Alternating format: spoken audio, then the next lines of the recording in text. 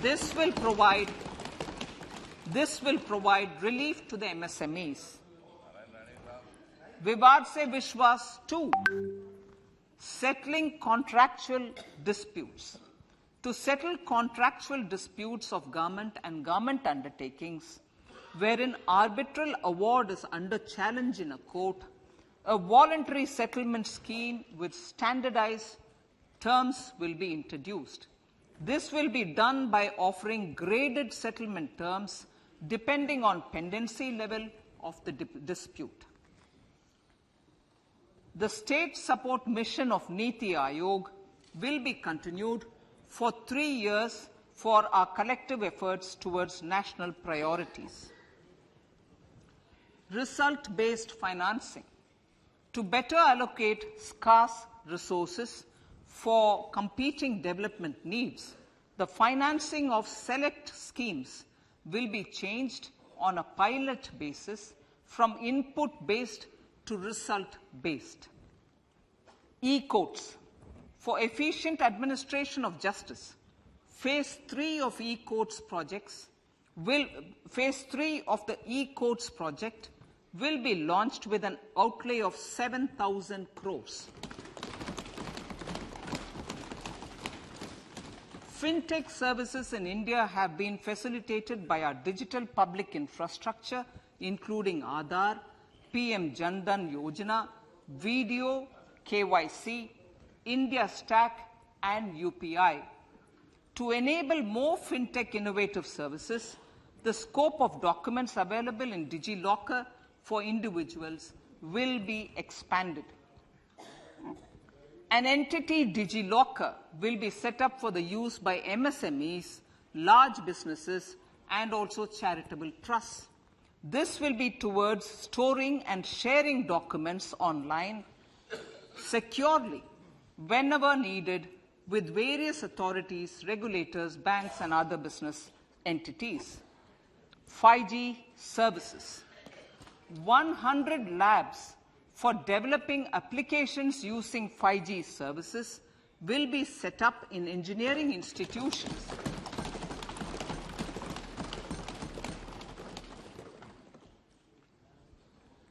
To realize a new range of opportunities, business models, and employment potential, the labs will cover, among others, applications such as smart classrooms, precision farming, intelligent transport systems, and healthcare applications.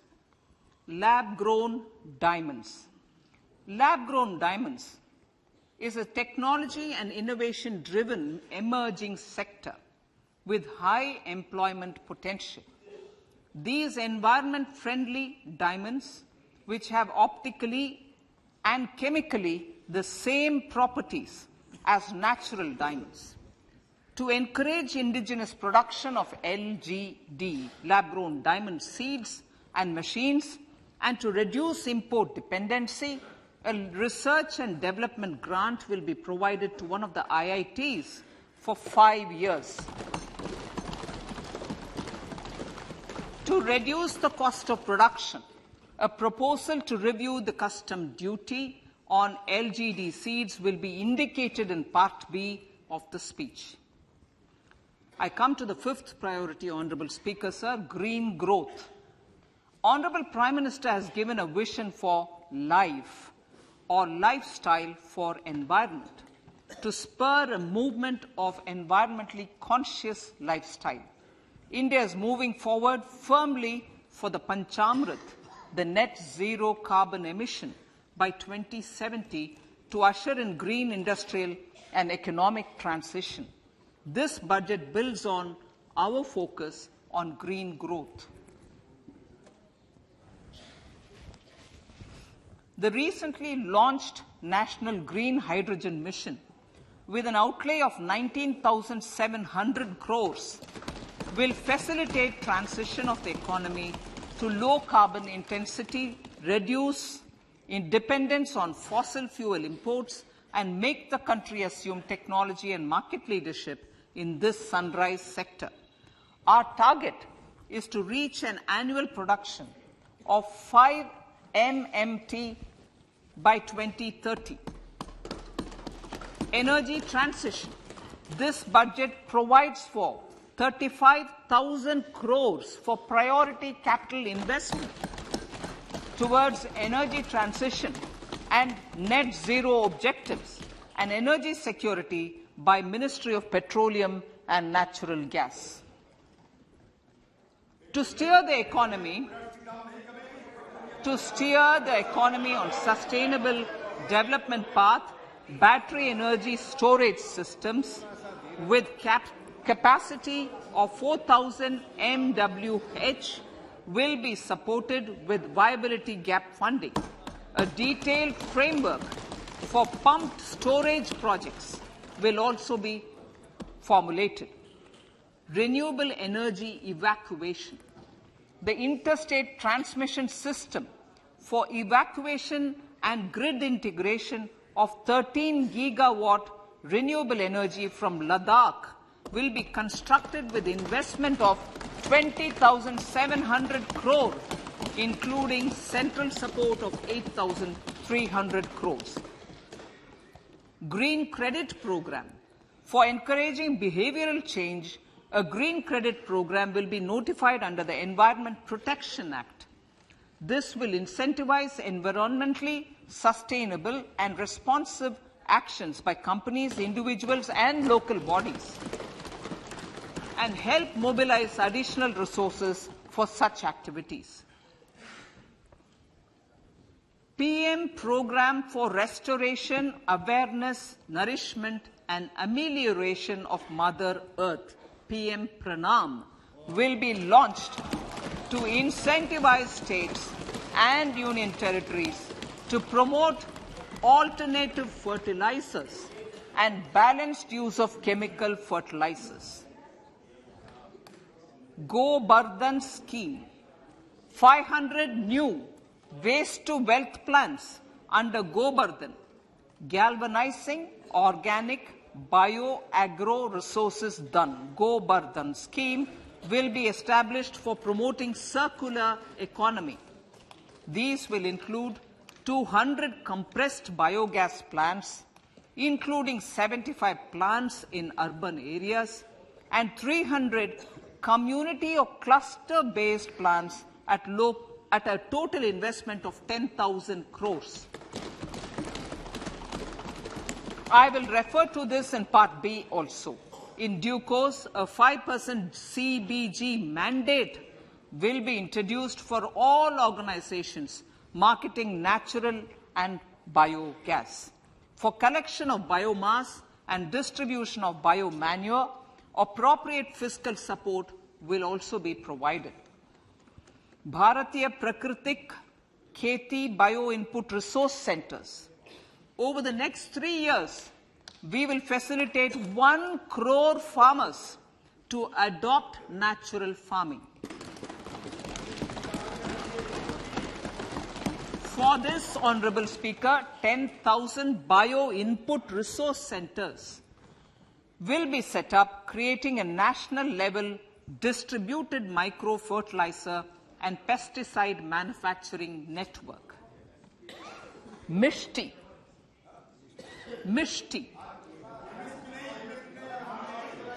Building on India's success in afforestation, mangrove initiative for shoreline habitats and tangible incomes, Mishti, will be taken up for mangrove plantation along the coastline and on salt pan lands wherever feasible through convergence between Manrega, Campa, Fund and other sources. Amrit Dharohar. Wetlands are vital ecosystems which sustain biological diversity.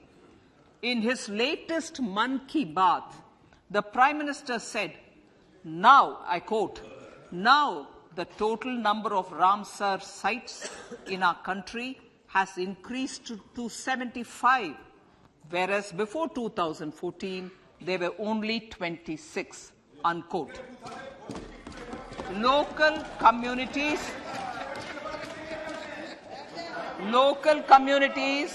have always been at the forefront of conservation efforts. The government will promote their unique conservation values through Amrit Dharohar, a scheme that will be implemented over the next 3 years to encourage optimal use of wetlands and enhance biodiversity, carbon stock, ecotourism opportunities, and income generation for local communities. Coastal shipping. Coastal shipping will be promoted as the energy efficient and lower cost mode of transport, both for passengers and freight, through PPP mode with viability gap funding. Vehicle replacement. Vehicle replacement is an important continuing policy, replacing the old political,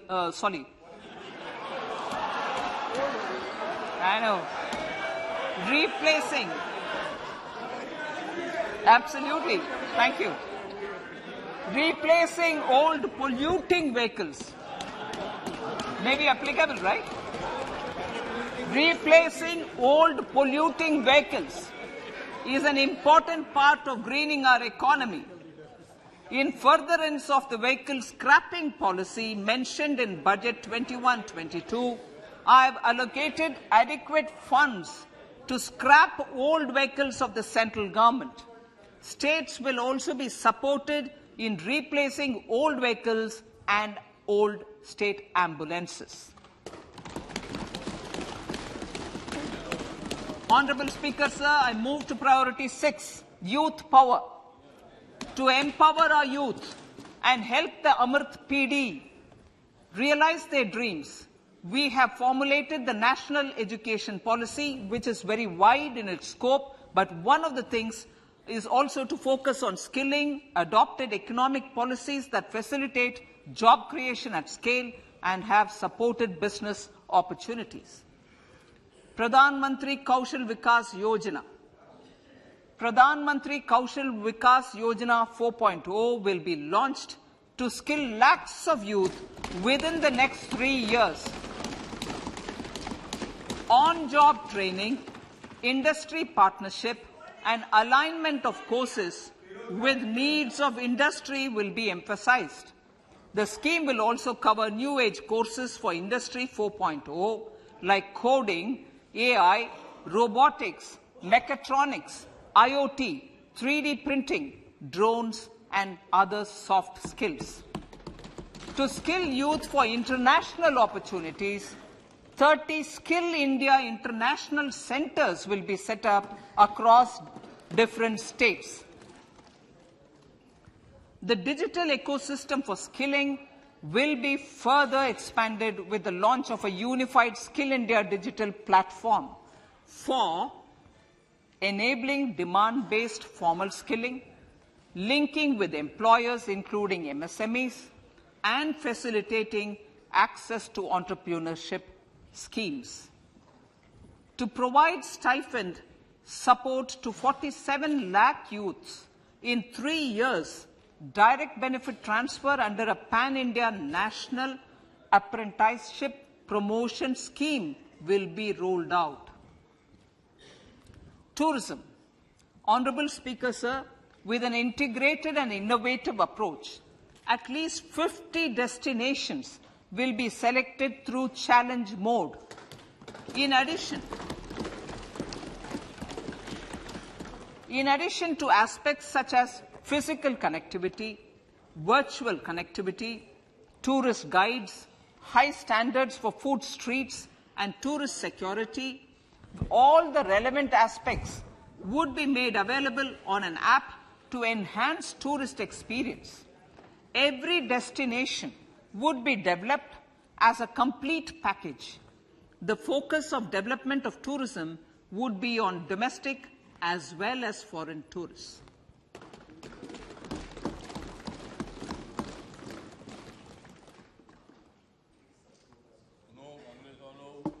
Sector-specific skilling and entrepreneurship development will be dovetailed to achieve the objectives of Dekho Apna Desh initiative. This was launched as an appeal by the Honourable Prime Minister to the middle class. to prefer domestic tourism over international tourism. The integrated development of theme-based tourist circuits, the Swadesh Darshan scheme, was also launched. Under the Vibrant Villages program, tourism infrastructure and amenities will be facilitated in border villages. Unity Mall. States will be encouraged to set up a Unity Mall in their state capital or most prominent tourism center or the financial capital for promotion and sale of their one district, one product and GI products and other handicraft products, and for providing space for such products of all other states as well. Sir, priority number 7, financial sector. Our reforms in the financial sector and innovative use of technology have led to financial inclusion at scale, better and faster service delivery, ease of access to credit, and participation in financial markets. This budget proposes to further these measures. Credit guarantee for MSMEs. Last year, I proposed revamping of the credit guarantee scheme for the MSMEs. I am happy to announce that the revamped scheme will take effect from 1st April 2023 through infusion of 9,000 crores in the corpus. This will enable additional collateral-free guaranteed credit of 2 lakh crores of rupees. Further, the cost of credit will be reduced by about 1%. A national financial information registry will be set up to serve as the central repository of financial and ancillary information. This will facilitate efficient flow of credit, promote financial inclusion, and foster financial stability. A new legislative framework will govern this credit public infrastructure and will be designed in consultation with the RBI. To meet the needs of Amritkal and to facilitate optimum regulation in the financial sector, public consultation, as necessary and feasible, will be brought to the process of regulation making and issuing subsidiary directions. To simplify, to ease, and to reduce cost of compliance, financial sector regulators will be requested to carry out a comprehensive review of existing regulations. For this, they will consider suggestions from public and regulated entities. Time limits to decide the application under various regulations will also be laid down. Honourable Speaker, sir, to enhance business activities in GIFT IFSC, the following measures will be taken. Delegating powers under the SEZ Act to the IFSCA to avoid dual regulation. Setting up a single window IT system for registration and approval of IFSCA, SEZ authorities, GSTN, RBI, SEBI, and IRDAI. Permitting acquisition financing by IFSC banking units of foreign banks. Establishing a subsidiary of Exim Bank for trade refinancing. Amending IFSCA Act for statutory provisions for arbitration, ancillary services, and avoiding dual regulation under the SEZ Act, and recognizing offshore derivative instruments as valid contracts. Honourable Speaker, sir, data embassy. For countries looking for digital continuity solutions, we will facilitate setting up of their data embassies in GIFT IFSC.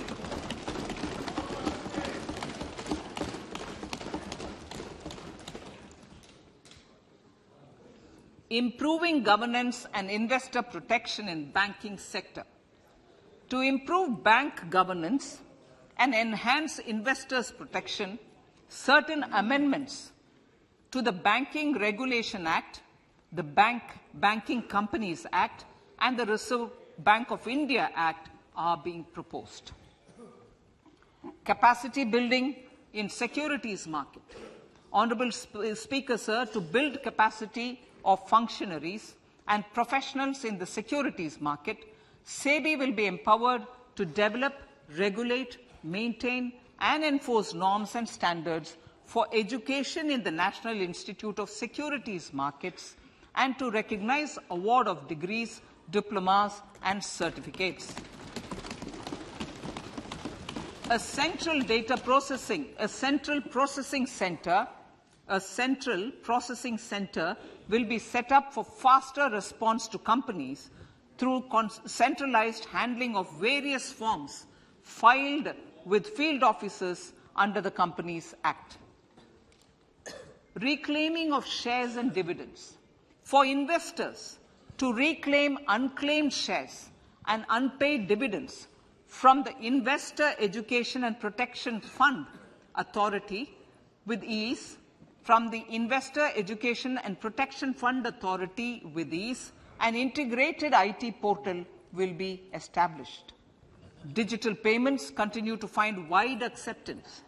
In 2022, they show an increase of 76% in transaction and 91% in value.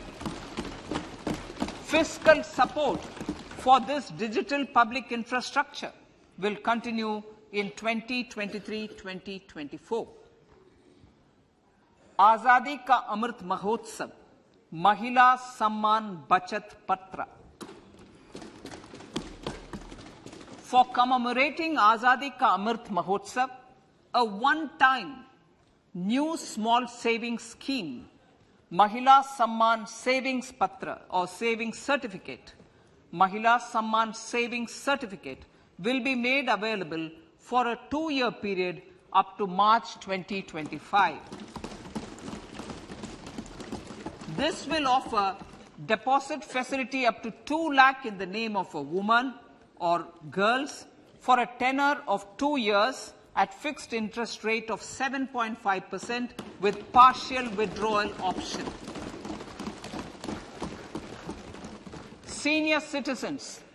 The maximum deposit limit for senior citizens savings scheme will be enhanced from 15 lakh to 30 lakhs of rupees. The maximum deposit limit for monthly income account scheme will be enhanced from 4.5 lakh to 9 lakh for single account and from 9 lakh to 15 lakh for joint account. Honourable Speaker, sir, fiscal management. 50 years interest-free loan to states. The entire 50-year loan to states has to be spent on capital expenditure within 2023-24. Most of this will be at the discretion of the states, but a part will be conditional on states increasing their actual capital expenditure. Parts of the outlay will also be linked to or allocated for the following purposes: scrapping old government vehicles, urban planning reforms and actions, financing reforms in urban local bodies to make them creditworthy for municipal bonds, housing for police personnel above or as part of the police station, constructing unity malls, children and adolescent libraries and digital infrastructure, and state share of capital expenditure of central schemes. Honourable Speaker, sir, fiscal deficit of states. States will be allowed a fiscal deficit of 3.5% of GSDP, of which 0.5% will be tied to power sector reforms. Revised estimates 2022 to 2023. The revised estimate, Honourable Speaker, sir, of the total receipts other than borrowing is 24.3 lakh crores, of which the net tax receipts are 20.9 lakh crores. The revised estimate of the total expenditure is 41.9 lakh crores of rupees, of which the capital expenditure is about 7.3 lakh crores. The revised estimate of the fiscal deficit is 6.4% of GDP, adhering to the budget estimate. So budget estimates of 2023-24.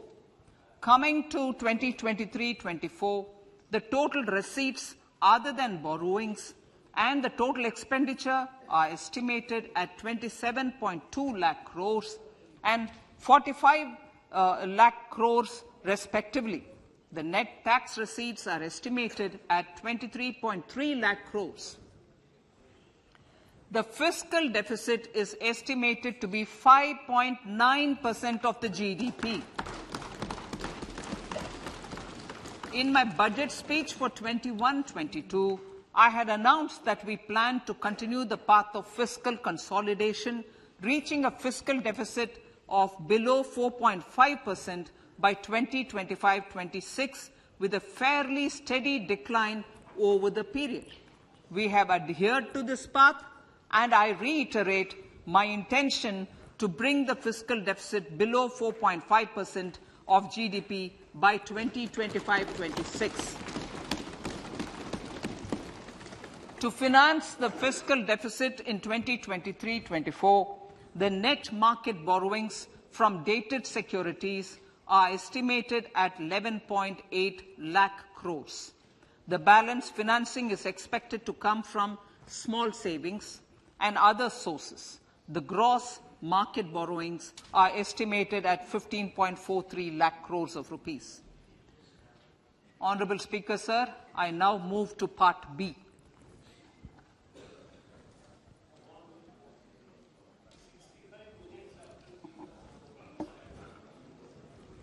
Indirect taxes.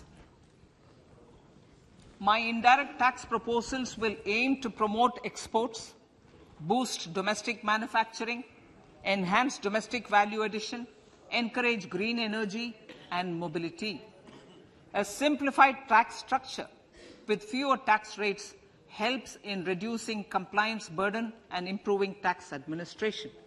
I propose to reduce the number of basic customs duty rates on goods other than textiles and agriculture from 21 to 13.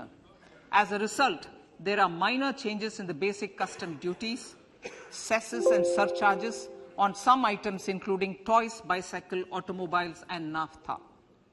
Green mobility. To avoid cascading of taxes on blended compressed natural gas, I propose to exempt excise duty on GST paid compressed biogas contained in it.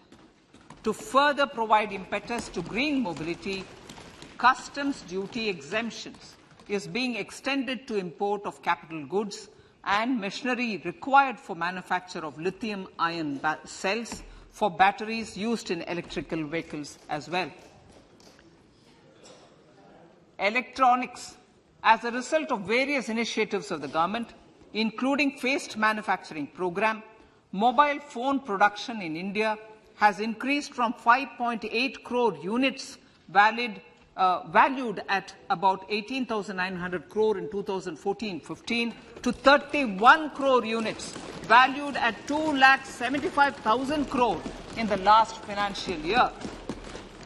To further deepen domestic value addition in manufacturing of mobile phones, I propose to provide relief to customs duty.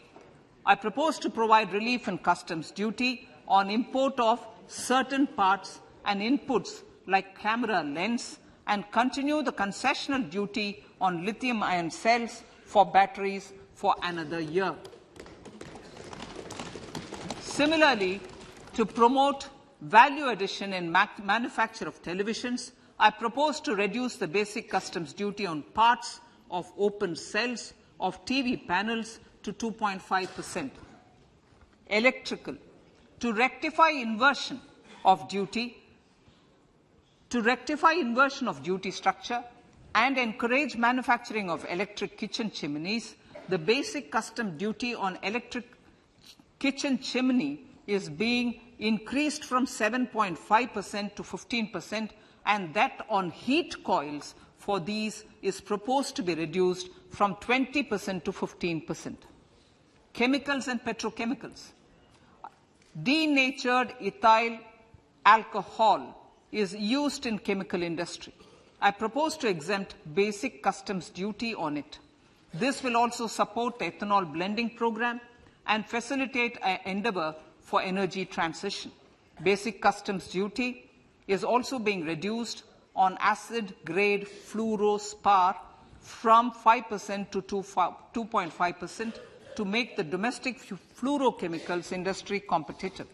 Further, the basic customs duty on crude glycerin for use in manufacture of epichlorohydrin is proposed to be reduced from 7.5% to 2.5%.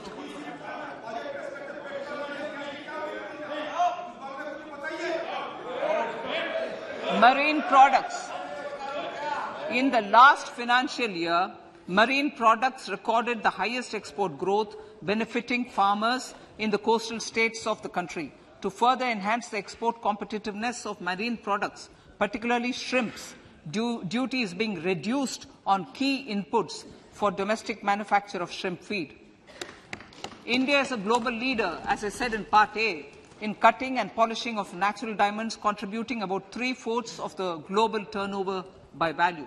With the depletion of deposits of natural diamonds, the industry is moving towards lab-grown diamonds, and it holds huge promise. To seize this opportunity, I propose to reduce the basic customs duty on seeds used in their manufacture.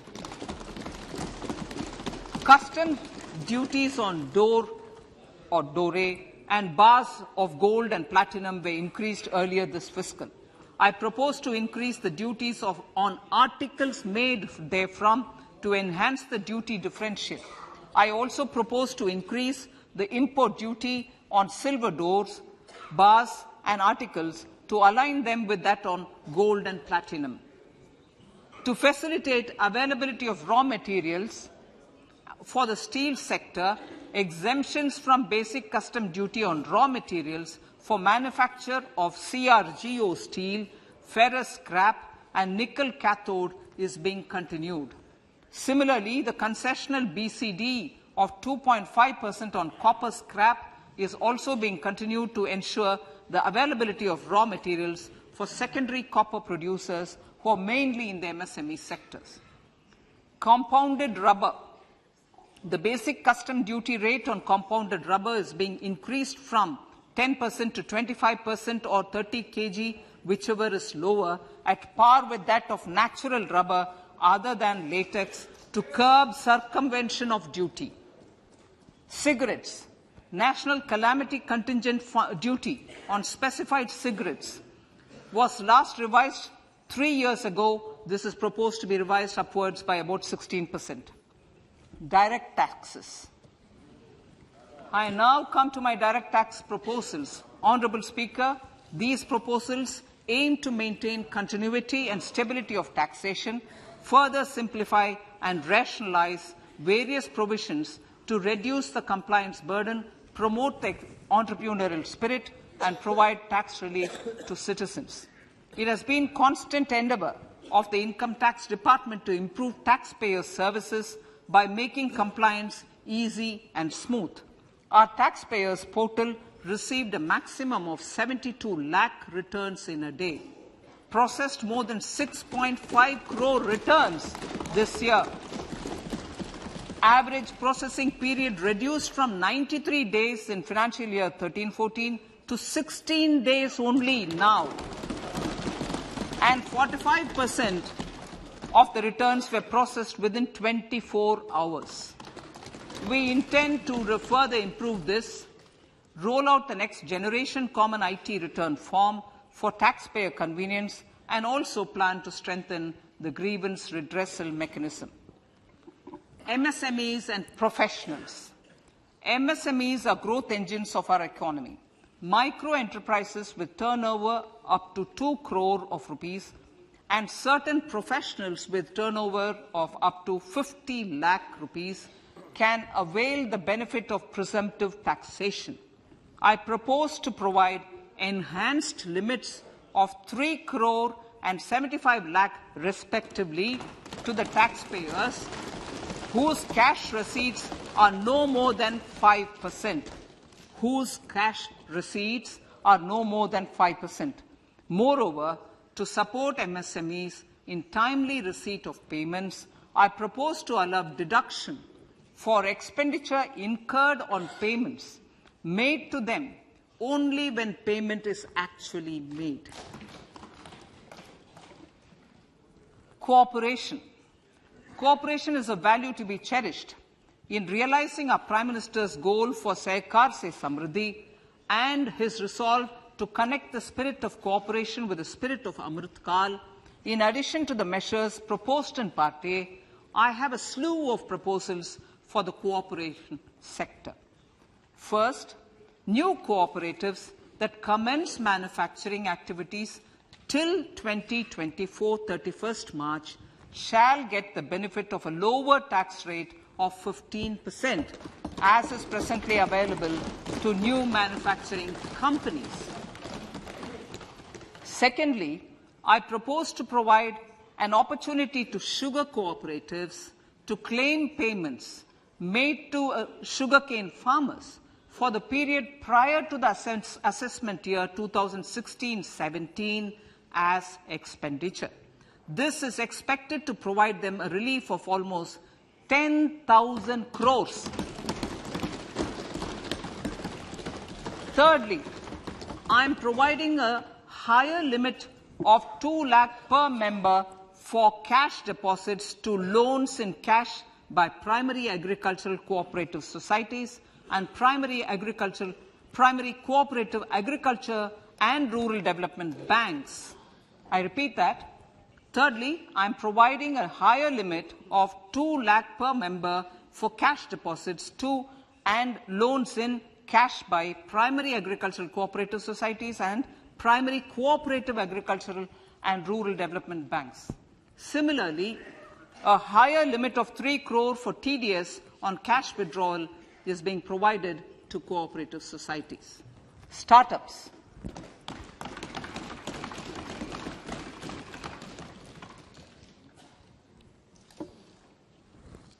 Entrepreneurship is vital for a country's economic development. We have taken a number of measures for startups and they have borne results. India is now the third largest ecosystem for startups globally and ranks second in innovation quality among middle-income countries.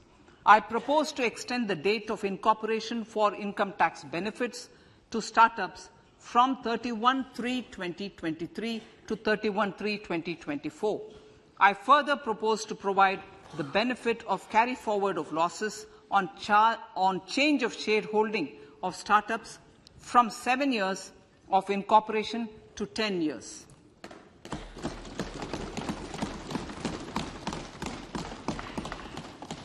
To reduce the pendency of appeals at commissioner level, I propose to deploy about 100 joint commissioners for disposal of small appeals.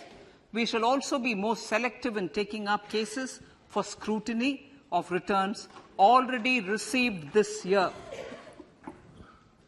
Better targeting of tax concessions. For better targeting of tax concessions and exemptions, I propose to cap deduction from capital gains on investment in residential house under Section 54 and Section 54F to 10 crores. Another proposal with similar intent is to limit income tax exemption from proceeds of insurance policies with very high value. Rationalization. Honourable Speaker, sir, there are a number of proposals relating to rationalization and simplification. Income of authorities, boards and commissions set up by statutes of union or state for the purpose of housing, development of cities, towns and villages, and regulating and developing an activity or matter is proposed to be exempted from income tax. Other major measures in this direction are removing the minimum threshold of 10,000 for TDS and clarifying taxability relating to online gaming, not treating conversion of gold into electronic gold receipts and vice versa as capital gains, reducing the TDS rate from 30% to 20% on taxable portion of EPF withdrawals in non-PAN cases, and taxation on income for market-linked debentures. Other major proposals in the finance bill relate to the following: extension of period of tax benefits to funds relocating to IFSC, GIFT City till 31/3/2025, decriminalization under Section 276A of the Income Tax Act, allowing carry forward of losses on strategic disinvestment, including that of IDBI Bank, and providing EEE status to Agnivir Fund. Personal income tax.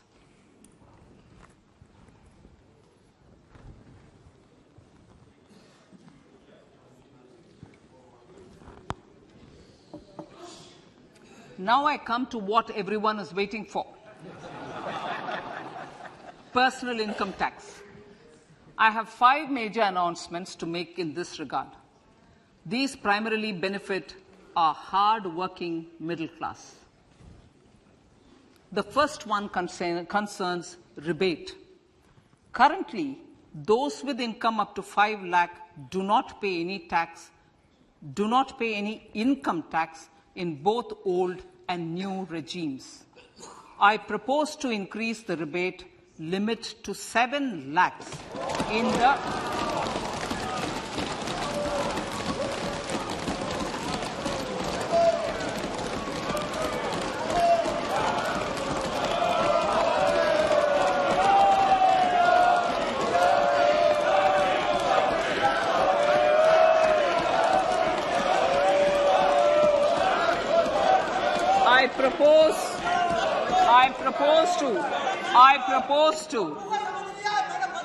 I propose to increase the rebate limit to 7 lakh in the new tax regime.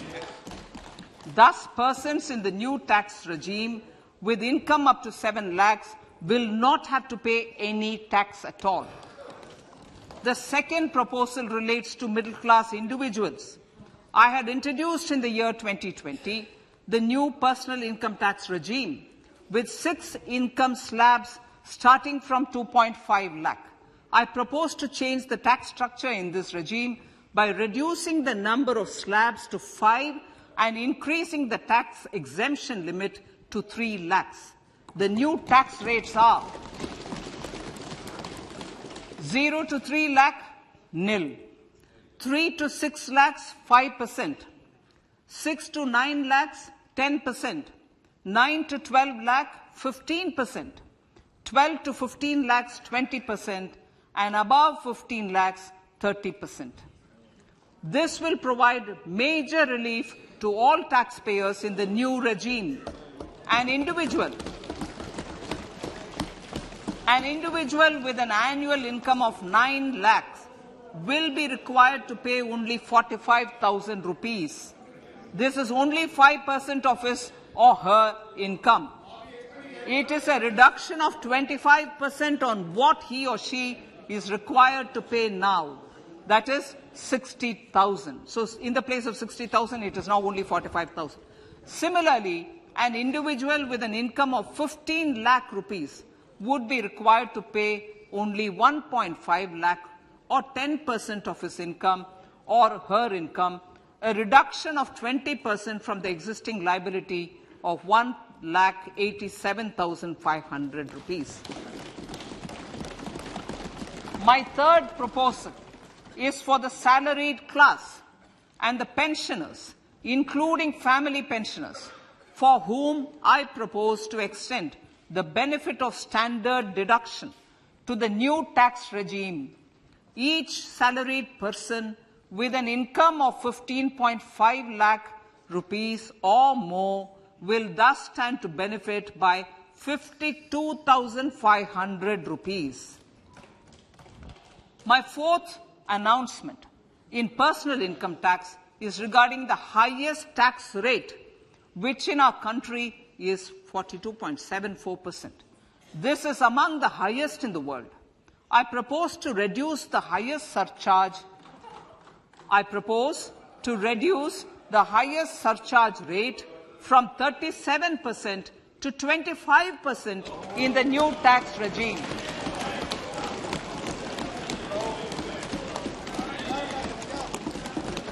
This would result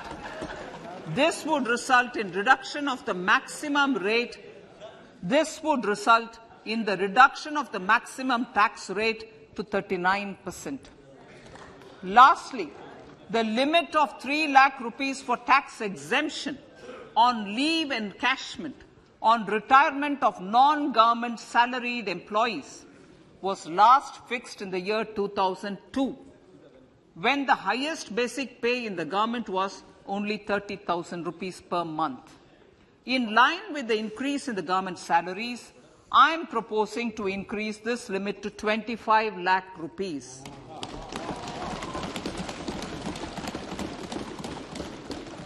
We are also making the new income tax regime as the default tax regime. However, citizens will continue to have the option to avail the benefit of the old tax regime. Apart from these, I am also making some other changes as given in the annexure. As a result of these proposals, revenue of about 38,000 crore to 37,000 crore in direct taxes and rupees 1,000 crore in indirect taxes will be foregone, while revenue of about 3,000 crore will be additionally mobilized.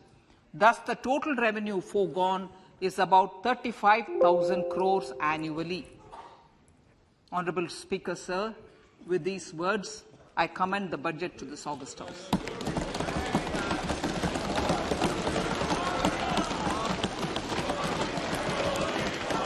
One hour, 25 minutes.